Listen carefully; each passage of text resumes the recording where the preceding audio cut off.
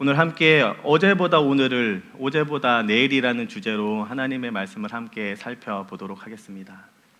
제가 40평생 살면서 후회되는 한 가지가 있다면 아침을 안 먹는 습관이 몸에 배어 있다는 거예요. 이제는 무엇을 먹든 아침에 먹는 것 자체가 좀 부담이 됩니다. 또 하나 더 후회가 되는 것을 꼽으라고 하면 좀 더 일찍 농구를 하지 않았다는 거예요. 1년만 더 일찍 농구를 했다면 어땠을까 싶습니다. 벌써 웃으시는 분들이 계신데요. 선뜻 이 두 가지가 연결이 안 되시는 분들이 있을 수도 있는데요. 제 키가 170이라는 것을 아신다면 벌써 의심의 눈초리로 저를 보고 계실 때 정확히 170입니다. 우리 어린이부 아이들과 동일한 눈빛으로 저를 보십니다. 정확히 170이에요. 이 평생을 170 단신으로 살았던 지난 시간을 생각해 보면 아침밥을 먹지 않았던 것과 좀 더 일찍 농구를 하지 않았다는 것이 정말로 후회가 됩니다. 그도 그럴 것이 제가 중학교 1학년 때 키가 무려 138이었습니다. 이해가 안 되시는 것 같은데 우리 어린이부의 4학년 아이 중에서 가장 작은 아이가 140이 넘어요. 그러니까 제가 남들보다 2년을 덜 자란 거죠. 믿기시나요? 제가 그렇게 작았다는 게? 계속 170이 맴돌이네요. 현아, 아침밥 좀 먹어. 이 엄마의 잔소리보다 아침밥을 꾸준히 먹어도 10cm는 더 자랄 수 있다는 이 전문 의료진의 연구 결과를 제가 좀 더 일찍 알았다면 아침밥을 먹었을까요? 중학생이 되어서도 저는 아침밥을 먹지 않았습니다. 다행히도 그때 당시 교회를 다니면서 교회에 있는 형들과 농구하는 습관이 좀 생겼어요. 그러다 보니까 매일같이 농구가 재밌었고 어느 순간부터 축구보다 농구를 선택하는 제가 됐습니다. 그때부터 1년에 10cm씩 자라기 시작하는 거예요. 1년에 10cm씩 무려 3년을 딱 자랐습니다. 이렇게 이야기 또 하니까 머릿속에서 계산되시는 분이 계세요. 138에서 30을 더하면 168인데 마지막 해는 무조건 12cm가 자랐습니다. 기억이 맞는지 안 맞는지 모르겠지만 12cm가 자랐어요. 아무튼 제가 농구를 1년만 더 일찍 했었더라면 1년을 더 자랐을까요? 3년 딱 자르고 자라지 않더라고요. 그래서 지금까지도 170으로 살고 있습니다. 사랑하는 성도 여러분, 자라나는 아이들을 둔 부모의 입장에서도 우리 아이들이 자라는 것이 참으로 중요합니다. 성장기에 성장하지 않고 성장이 정체되어 있다면 그만큼 신경 쓰이는 일이 없을 거예요. 요즘은 2차 성징을 억제하는 호르몬제나 성장 촉진제 같은 것도 많이 맞고 있더라고요. 제가 기억을 되돌려 보니까 벌써 이 자리에 선 지 1년이 딱 지났어요. 그리고 하늘꿈 교회와 함께한 지 벌써 6년의 시간이 지났습니다. 저는 이 개척 멤버로서 여전히 하늘꿈 교회와 함께하는 이유가 한 가지 있다면 도대체 교회는 어떻게 성장하고 또 어떻게 자라나고 있는지를 좀 경험해보고 싶었습니다. 처음에 시작부터 교회가 진짜 자라는 것을 보고 싶었어요. 왜냐하면 늘상 저는 교회에 다 자란 모습을 보았거나 풍성한 모습들만 대면했기 때문이죠. 그러면서 이렇게 6년 동안 시간을 딱 지났는데 순간 이런 생각이 듭니다. 6년 전으로 내가 돌아간다면 나는 절대 개척 멤버로 가면 안 되겠다. 너무 힘들다. 누군가 이야기하잖아요. 여보, 만약에 결혼전으로 돌아간다면 나와 결혼할 거야? 모든 이들이 아멘이라고 하시나요? 결혼할 거야 라고 하시겠지만 저는 다시금 돌아가도 개척 멤버 할 수 있을까? 이런 생각이 들어요. 왜냐하면 저의 부족함이 너무나 컸기 때문입니다. 너무나 미숙한 저 상태로 함께 아이들과 자라나는 게 저에게 큰 공포였고 큰 두려움이었어요.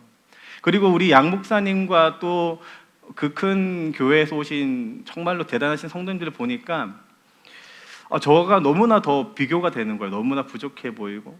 제가 한날은 아내한테 그런 이야기 했어요. 여보, 우리 어린이부 아이들은 어쩌면 인생에서 나와 함께하는 어린이부가 처음이자 마지막일 수도 있는데 이 친구들은 과연 자기의 어린이부를 좋다고 할까? 진짜 잘하고 있을까?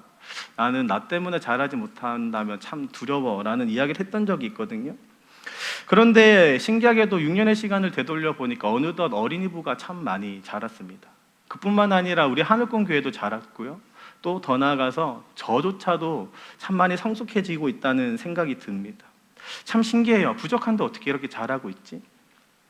그런데 이 성장에 대해서 묵상을 하다 보니까요, 우리가 성장되어야 할 부분이 비단 육체적이거나 혹은 외적이거나 기능적이거나 기술적인 것뿐만 아니라 인격적인 부분도 성장해야 됨을 깊이 깨닫게 됩니다. 최근 들어 흉흉한 소식이 많이 들리고 있어요. 어쩌면 육체적으로 다 자랐지만 여전히 인격적으로 미숙한 상태이기 때문에 그런 일들이 벌어지고 있는지도 모르겠습니다. 사랑하는 하늘꿈 성도 여러분, 분명 성장에는 육체적인 것을 넘어서 인격적인 것도 필요함을 우리가 부정할 수 없습니다. 그리고 자라야 할 때 꼭 자라야 함을 우리는 너무나 분명하게 알고 있어요. 저는 오늘 성경이 말하는 참된 자람에 대해 좀 함께 살펴보고자 하는데요. 분명 성장에 대한 중요성은 우리뿐만 아니라 성경을 쓴 베드로도 동일한 시각을 가졌던 것을 알 수 있습니다.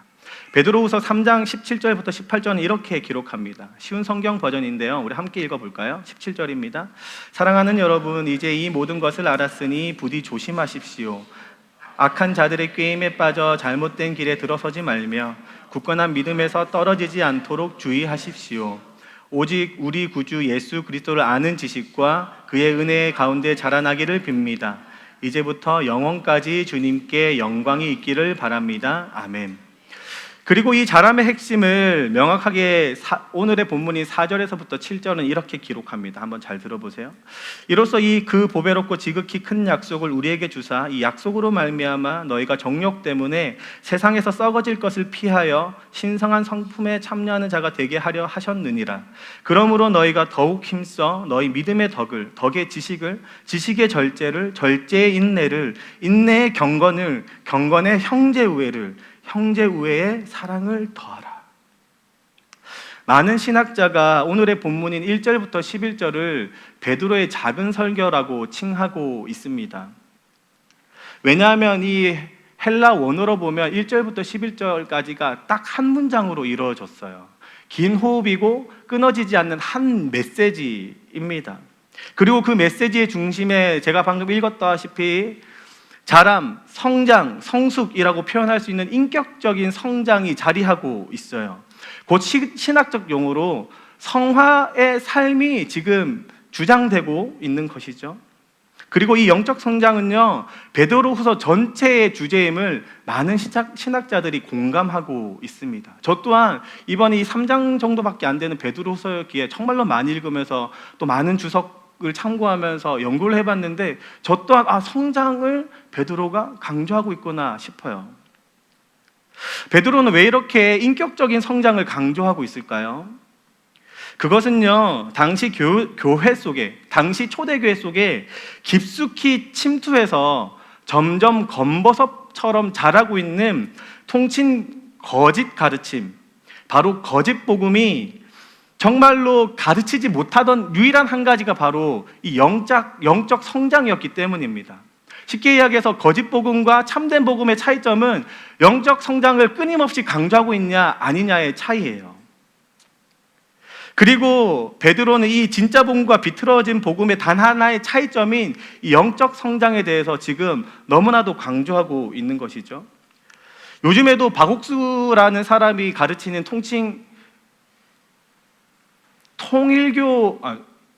구원파의 교리가 있습니다.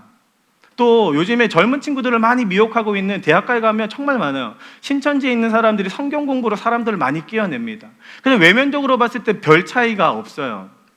하지만 오늘의 성경이 이야기하는 것처럼 우리가 가진 진짜 복음과 그들이 가진 거짓 복음의 차이는 명확하고 어쩌면 우리 교회 안에도 침투해 있을 지도 모르는 이 거짓 가르침과의 차이점, 유일한 것은 바로 이 영적 성장에 대한 강조입니다. 베드로는요, 2장 17절부터 18절을 가지고 이 거짓 가르침과 이 진짜 복음의 차이점을 이렇게 이야기합니다. 17절입니다. 또한 이들은 물 없는 샘과 마찬가지며 바람이 부는 대로 밀려다니는 구름과도 같습니다. 그들이 갈 곳은 캄캄하고 어두운 구덩이뿐입니다. 그들은 헛된 말로 자랑하며 잘못된 길에서 겨우 빠져나온 사람들을 악한 욕망으로 깨어 다시 죄 가운데 끌고 들어가려 합니다. 그뿐만 아니라 거짓 가르침은 삶의 태도가 세상과 구분이 없다고 기록하고 있어요. 2장 1절부터 3절입니다. 그러나 백성 가운데 또한 거짓 선지자들이 일어났을 썼나니 이와 같이 너희 중에도 거짓 선생들이 있으리라. 그들은 멸망하게 할 이단을 가만히 끌어들여 자기들을 사신 주를 부인하고 임박한 멸망을 스스로 취하는 자들이라. 2절 잘 들어보세요. 여럿이 그들의 호색하는 것을 따르리니 이로 말미암아 진리의 도가 비방을 받을 것이요 그들의 탐심으로써 지어낸 말을 가지고 너희로 이득을 삼으니. 이 2장 2절에서 기록되어 있는 이 호색이라는 단어는요, 방탕함을 표현하는 단어입니다. 2장 후반부에 보면 7절에서 이 소돔과 고모라를 표현할 때 방탕이라는 단어를 쓰거든요. 동일한 단어예요. 그리고 이 방탕한 삶 때문에 오히려 진리의 도가 비방받는다고 이야기합니다. 어쩌면 우리의 한국교회의 모습과 딱 들어맞고 있죠. 하지만 참된 복음을 전해 들은 자들은요, 그리스도의 인격 그대로 닮아가는 자람과 성장이 있어야 된다고 베드로는 이야기하고 있어요.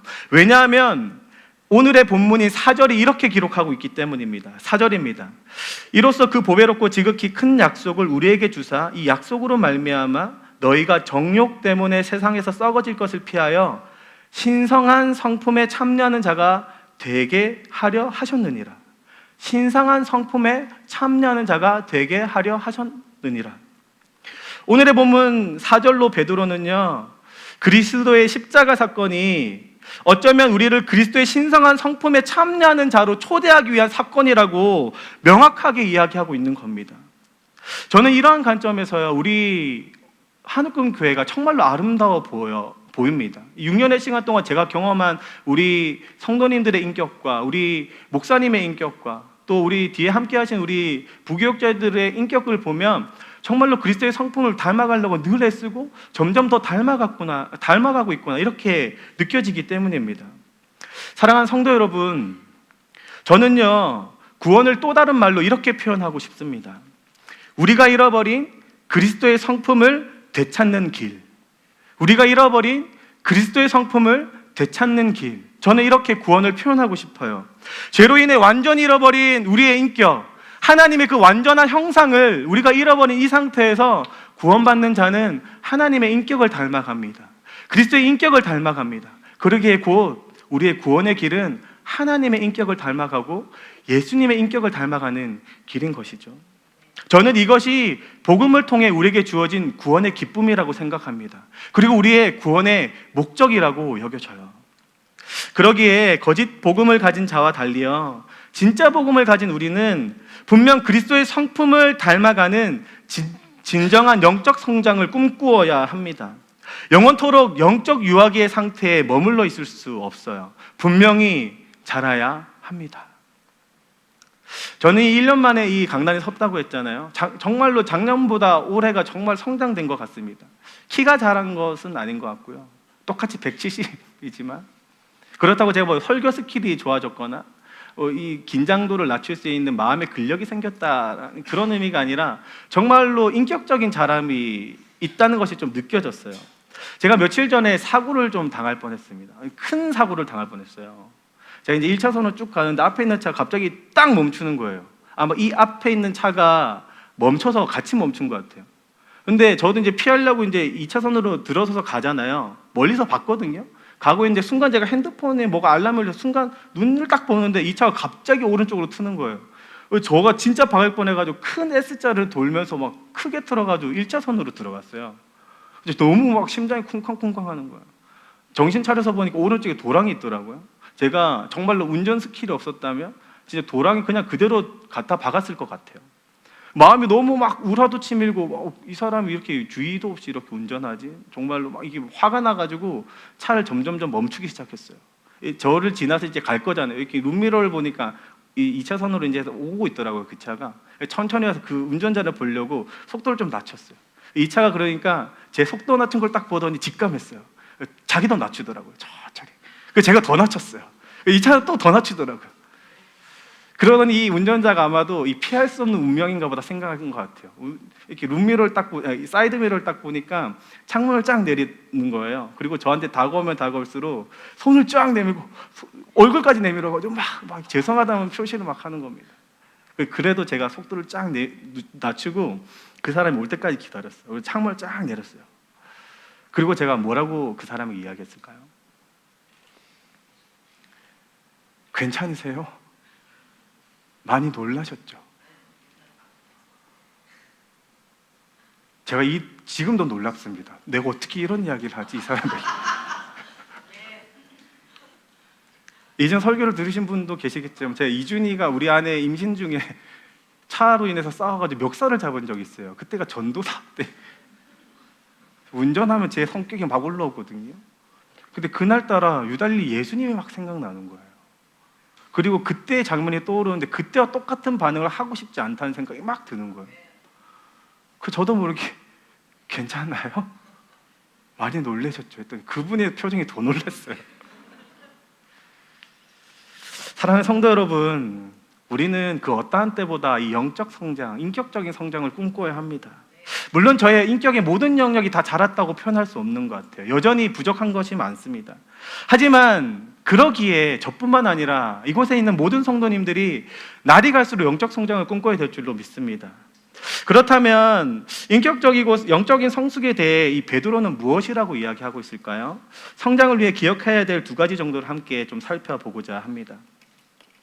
영적 성장에 대해 기억해야 되는 것 첫 번째는요, 올바른 방향과 적극적인 노력이 필요하다는 것입니다. 영적 성숙과 그리스도의 삶에 대해 누구보다 강조했던 한 신학자가 있습니다. 많이 들어보셨을 텐데요, 리처드 포스터라는 사람이거든요.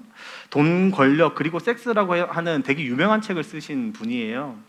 이분이 아너티 투데이라는 이 미국 기독교 잡지에 이런 글을 기고했습니다. 한번 잘 들어보세요. 오늘날 우리는 영적 성장의 신학이 결여되어 있다. 그래서 우리는 오직 우리 주 곧 구주 예수 그리스도의 은혜와 그를 아는 지식에서 자라갈 방법을 배울 필요가 있다. 특별히 우리는 인간의 성품에 있어서 변화를 위해 하나님께서 정하신 은혜의 수단과의 협력을 배울 필요가 있다. 이 하나님께서 정하신 수단에 대한 우리의 참여는 우리가 점차로 그리스도의 성품과 삶의 방식을 스스로 내면화하는 것을 가능케 할 것이다. 한마디로 요약하면 이렇습니다. 현대의 그리스도인에게는 무엇보다도 성장을 꿈꾸자 하는 마음이 있어야 하고, 이 성장을 위해서는 하나님이 정하신 수단에 대해서 우리가 알 필요가 있다는 거예요. 영적 성장을 꿈꿔야 되고, 이 영적 성장이 가능한 수단을 배울 필요가 있다는 뜻입니다. 그렇다면 베드로는 어떻게 이야기하고 있을까요? 오늘의 본문의 5절 9절은 이렇게 이야기하는데요, 먼저 성장을 어떻게 해야 되는지, 그리고 그 방향성이 무엇인지를 이야기합니다. 5절 9절 함께 보겠습니다. 그러므로 너희가 더욱 힘써 너희의 믿음의 덕을, 덕의 지식을, 지식의 절제를, 절제의 인내를, 인내의 경건을, 경건의 형제 우애를, 형제 우애의 사랑을 더하라. 믿음, 덕, 지식, 절제, 인내, 경건, 형제 우애, 사랑, 마치 순차적이고 마치 레벨업 하듯이 계단식 구조로 지금 이루어져 있습니다. 하지만 이것은 믿음 다음 단계인 덕을 훈련하는 의미가 아닙니다. 오히려 당시의 문학적 구조인 소리테스라고 표현한 이 문학 구조를 닮아 있는 것처럼요, 이 소리테스라는 문학 구조는 이 모든 기록하는 것들을 다 강조할 때 쓰는 문학적 기법이거든요. 그러기에 베드로는요, 지금 믿음으로부터 사랑까지 8가지 덕목이 다 그리스도인에게 나타나야 된다고 지금 강조하고 있는 겁니다. 참된 복음으로 성장하고 있는 그리스도인이라면 믿음으로부터 이 사랑까지 모든 8가지 덕목이 나타나야 돼요. 마치 갈라디아서를 통해서 바울이 강조했던 것처럼 9가지 성령의 열매가 맺혀져야 하는 것처럼 진짜 복음을 들은 사람이 8가지 덕목이 나타나야 된다고 베드로도 동일하게 강조하고 있는 것이죠. 저는 어제도 제 인격이 정말로 성장하고 있구나 놀라운 경험을 했어요. 어제 사무실에서 이제 늦게 오후까지 막 설교 막 준비하고 있는데 갑자기 낯선 목소리가 누구 계세요? 이렇게 들어오시는 거예요. 제가 진짜 깜짝 놀랐어요. 처음 들어보는 목소리. 제가 웬만하면 우리 성도님들의 목소리를 다 알거든요. 나가봤더니 진짜 처음 보는 사람인 거예요. 이 정장까지 입으시고. 전 처음에 무슨 판매하러 오신 분인 줄 알았어요. 근데 그분이 저에게 혹시 밖에 쌀을 흘리셨나요? 이러는 거예요. 대뜸. 제가 이해가 안 돼. 뭐 쌀을 흘렸다고요? 아니 저기 주차장에 지금 쌀이 흘려져 있는데 혹시 교회에서 흘렸나 싶어서 왔다고. 얼굴을 자세히 보니까 이 건물 주인이시더라고요. 주인의 아들이시더라고요. 그래서 제가 같이 나가봤어요. 누가 길에 쌀을 쏟았어? 딱 갔는데 쌀이 쏟긴 게 아니라 곱게 포장되어 있는 쌀 하나가 딱 놓여져 있는 거예요. 중간에, 딱 정중간에. 근데 딱 누가 봐도 이거는 택배회사가 놓치고 간 것 같았어요. 아시죠? 로켓같이 배송하는 로켓. 너무나 로켓처럼 가고 싶어서 흘렸는지, 아니 로켓처럼 빨리 퇴근하고 싶어서 놓쳤는지 진짜 모르겠지만, 아무튼 딱 놓여져 있는 거 뒤집어서 딱 보니까 진짜 택배 딱 그게 있더라고요. 제가 이분한테 이거 주소지를 보니 이 근처인 것 같은데 제가 나중에 퇴근할 때 갖다 드리겠다라고 하고 제가 사무실로 가져왔어요. 그리고 깜빡하고 이제 설교 준비를 하다 보니까 거의 저녁 10시까지 됐더라고요. 그래서 늦게나마 이제 이걸 들고 그 주인집을 찾아가지고 뒤편에 있는 주인집으로 이제 갖다 주었어요. 놀랍게도 그분이 딱 계시더라고요. 주인 아저씨가 기다리고 있었는지 아니면 타이밍이 맞았는지 모르겠지만 저를 딱 만났어요. 그래서 제가 혹시 쌀 시키셨어요? 이분이 저를 택배 기사로 하시고, 네, 쌀 시켰어요. 제가 너무 당연하게 여기 있습니다 하고 돌아오는데 저도 너무 당황해가지고 저를 택배 기사처럼 보니까 당황해가지고 그냥 빨리 돌아와야 되는데 다른 길로 갔어요. 갔더니 외길이더라고요. 다시 돌아서 나올 수밖에 없는 구조라 다시 돌아서 나오는데 그 아저씨가 그대로 기다리고 계시더라고요. 아마도 고맙다고 인사를 하고 싶었던 것 같아요. 그래서 제가 이게 자도 창문을 쫙 내리면 아까처럼 또 창문을 쫙 내리면서 네, 쌀 맛있게 드세요 이렇게.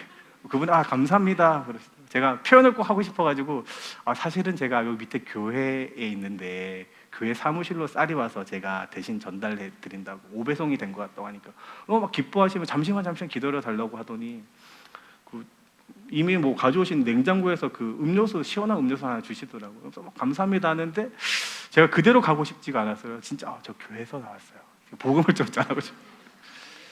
그래서 환하게 웃으시더라고요. 그리고 이제 되돌아오는데 문득 이 주변에 교회가 너무 많은 거예요. 아멘교회도 있고 뭐 밑에 교회. 이분이 우리 하늘공교회를 아실까? 내가 페이스에 있는 하늘공교회라고 명확히 좀 이야기해 줄까? 이런 후회를 하면서 왔거든요. 아무튼 후회를 동반하면서 제가 참 기뻤어요. 왜냐하면 누가 봐도 그냥 그 쌀은 그 자리에 둬야 합니다. 그죠? 아니면 신경 쓰지 않아야죠. 제 옛날에 옛 심성, 진짜 변하기, 예수님을 만나기 전 심성이라면 아마 그 쌀을 들고 가서 제가 먹었을 수도 있습니다. 그러기에 제가 제 자아가 생각나니까 너무나 기특한 거예요. 이거는 어떻게 내가 이렇게 반응을 하지? 그런데 어제 제 모습 속에서 한번 살펴보세요. 이 8가지 덕목이 있는지 없는지를 한번 유심히 한번 성경을 보시면서 살펴보세요. 믿음에서부터 사랑에까지 모든 덕목이 지금 나타나고 있는지를. 그런데 이 8가지 덕목을 보면요, 성장의 방향이 명확합니다. 믿음에서부터 사랑이라는 목표를 향해서 나아가고 있어요. 그리스도인들의 참된 덕목은 순차적이진 않지만 믿음으로부터 사랑으로 끝난다. 이것이 많은 신학자들이 동일하게 주장하는 문구입니다. 순차적이지 않지만 믿음으로부터 사랑으로 끝난다. 저도 동일하게 해석되어져요. 하지만 저는 같은 결이지만 조금 더 확장된 해석을 하게 됩니다. 연구하고 묵상하다 보니까 거기서 끝나지가 않아요. 믿음으로부터 사랑이 끝난다? 이 방향성보다 더 좋은 방향성이 있는 것 같은데, 제가 해석되어지는 관점은 공동체적인 관점이에요. 한번 잘 보세요. 믿음에서부터 경건까지는요, 분명히 개인적인 요소입니다. 개인적인 인격의 요소예요. 하지만 형제 우애에서부터 사랑까지는요, 분명히 거부할 수 없는 공동체적 요소입니다. 제가 바라보기에는요, 이렇습니다. 인격적인 성숙은 단순히 하나님만을 바라보는 개인적인 신앙과 인격적인 성숙에서 더욱 더 나아가서 공동체적 신앙과 공동체적 성숙으로 나아가야 함을 지금 베드로가 주장하고 있다고 저는 그렇게 여겨져요. 하지만 성경의 이러한 가르침에도 불구하고요, 많은 그리스도인들은 이 방향성을 많이 잃어버린 것 같습니다.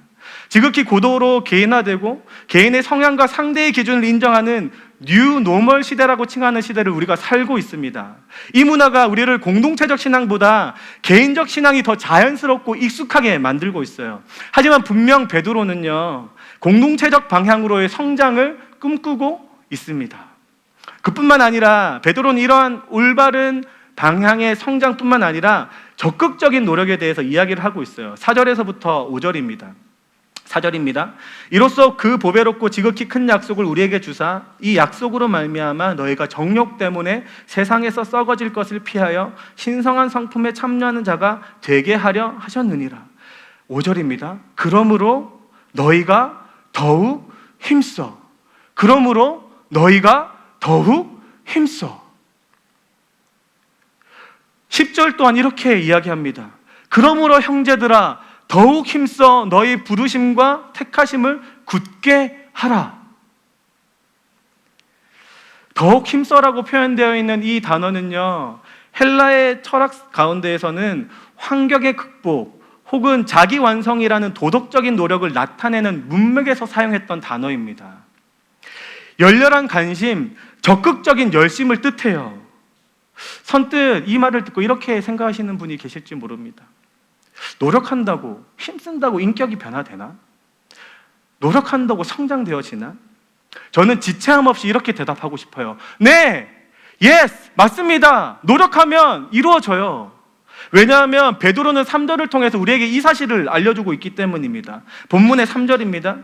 그의 신기한 능력으로 생명과 경건에 속한 모든 것을 우리에게 주셨으니 이는 자기의 영광과 덕으로서 우리를 부르신 이를 알므로 말미암으니.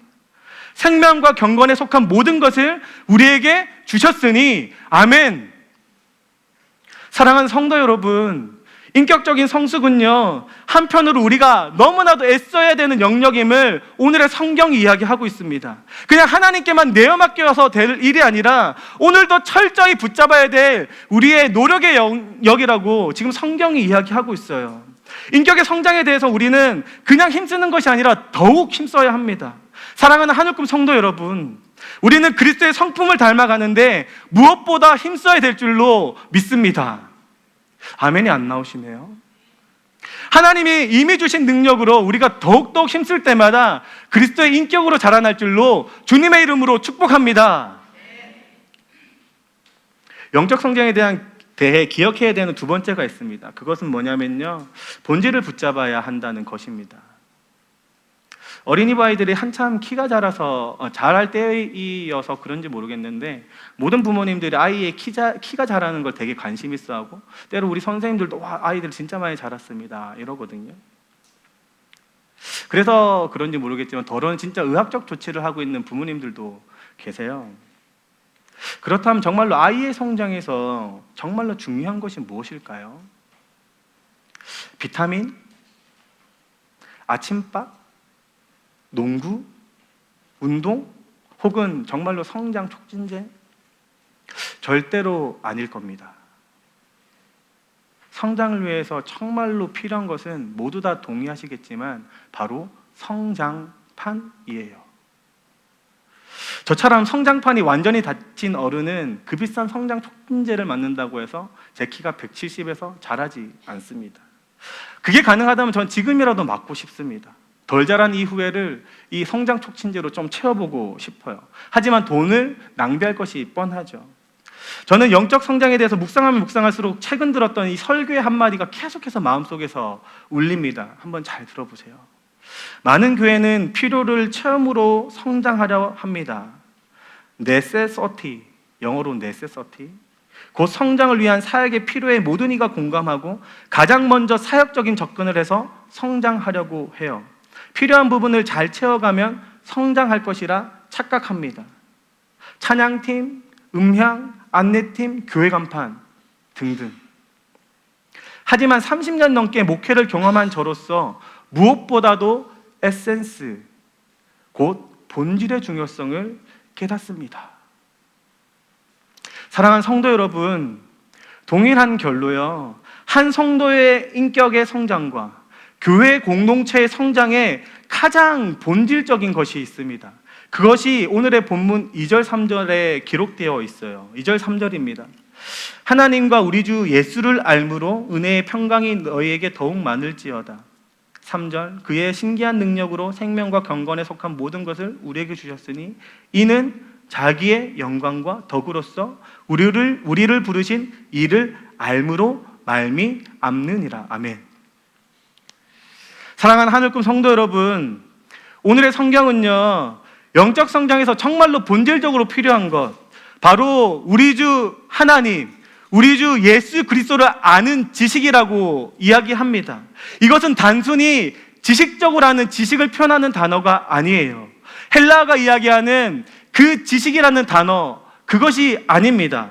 이 단어는요, 학문적 지식을 표현하는 헬러 단어가 아니라 한글이 정확히 표현하고 번역하고 있듯이 암이에요. 곧 삼위 하나님과의 인격적인 관계 가운데에서 깊이 경험하는 하나님을 정말로 아는 그 암입니다. 사랑하는 성도 여러분, 성장을 위해서 우리에게 가장 필요한 것은요, 바로 하나님과 나와의 관계 속에서 경험되어지는 하나님에 대한 지식이에요. 오늘 하루도 하나님의 은혜를 경험하는 것이 정말로 중요합니다. 이 관계적 알미, 지금 베드로는요, 성장의 성장판이라고 지금 이야기하고 있는 것이죠. 사랑하는 성도 여러분, 우리가 세상이 흉내낼 수 없는 모습, 거짓 복음을 가진 자들과 차이점으로 나타나는 그 유일한 비결은요, 오늘 하루도 예수 그리스도를 온전히 알아가는 겁니다. 단순히 지식적이고 학문적으로 알아가는 것이 아니라 내 삶에 깊이 일하시고 오늘 하루도 성경에 나타난 그 하나님이 나의 하나님이구나, 정말로 인격 깊숙하게 대면하는 그 알미 우리에게 너무나도 필요해요. 그러기에요, 저는 오늘의 본문을 마주하면서 정말로 많이 울었어요.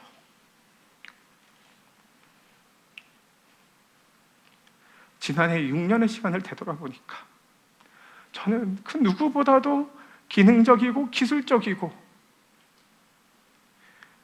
외면적이고 표현할 만한 열매들에 갈급했던 저를 보게 됩니다. 이 사실은요, 우리 교육자들이 너무나 잘 알아요. 저는 누구보다도 교회가 성장할 때에 외면적으로 나타낼 수 있는 전문적인 영역이 필요합니다. 늘 목사님과 싸웠어요. 그런데 다시금 뒤돌아서 6년을 되돌아보니까 아닌 거예요. 어쩌면 우리 하나님께서 양 목사님의 입술을 통해서 끊임없이 이야기했던 것 같습니다. 아니야, 본질이야. 아니야, 인격적인 대면이야. 아니야, 하나님의 은혜야. 예배 속에 하나님의 은혜를 경험하는 것이 얼마나 중요한지 모르니? 이 말이 계속 제 마음 가운데 떠오르고 또 떠오르는 거예요. 사랑하는 성도 여러분, 우리 하늘꿈교회의 성장은요, 그리스도를 알므로부터 시작됩니다. 그리고 깊게 인격적으로 대면하는 그 관계적 알에서 나도 모르게 그리스도의 모습을 닮아가고 그 인격이 나타나요. 마치 제가 2번의 놀라운 경험을 한 것처럼 말입니다.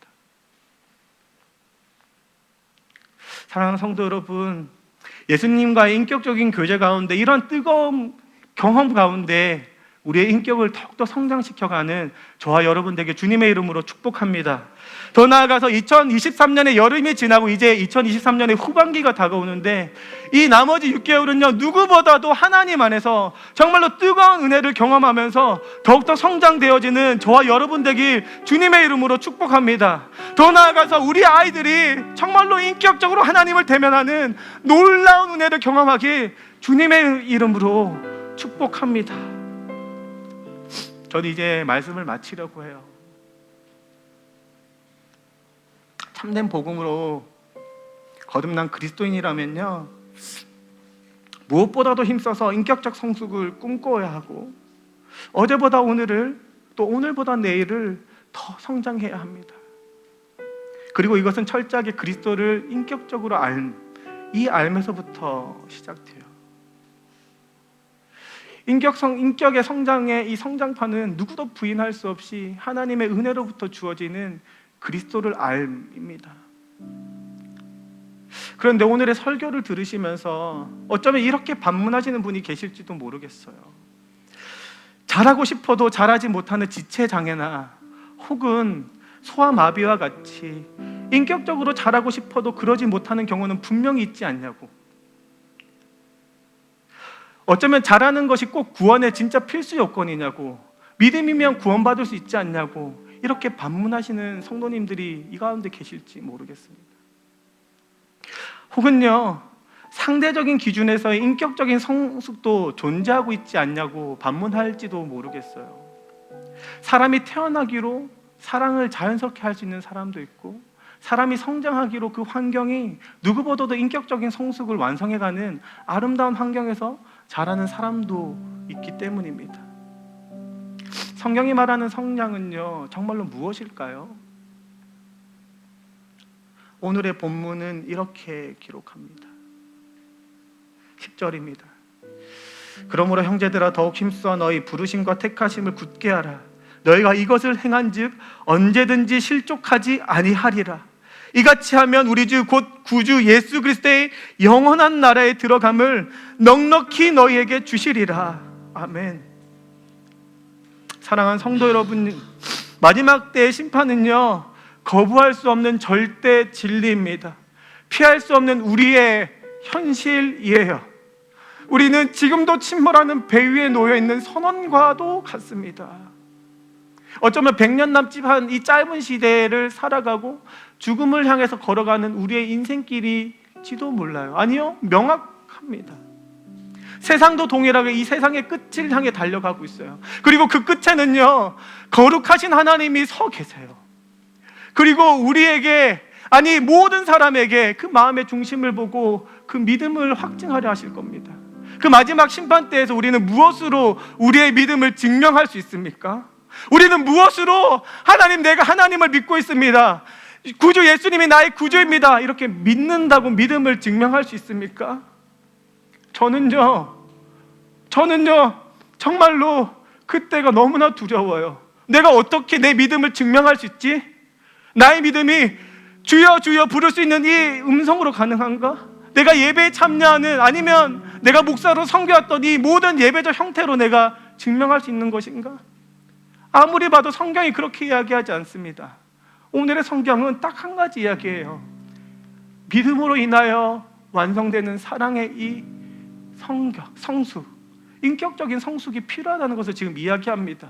사랑하는 성도 여러분, 우리가 마지막 심판대에서 하나님을 만났을 때 우리 안에 믿음이 있습니다, 자신 있게 확증할 수 있는 것은 우리가 어제보다 오늘을 성숙한 이 인격적인 성숙, 오늘보다 내일을 성숙한 이 인격적인 성숙이 우리의 믿음을 확증할 줄로 믿습니다. 사랑하는 성도 여러분, 그러기에 우리는 누구보다도 오늘을 성장해야 됩니다. 그러기에 우리는 오늘 누구보다도 내일을 꿈꾸어야 합니다. 사랑하는 성도 여러분, 이 꿈이 우리 하늘뿐 교회의 꿈이 되길 소망합니다.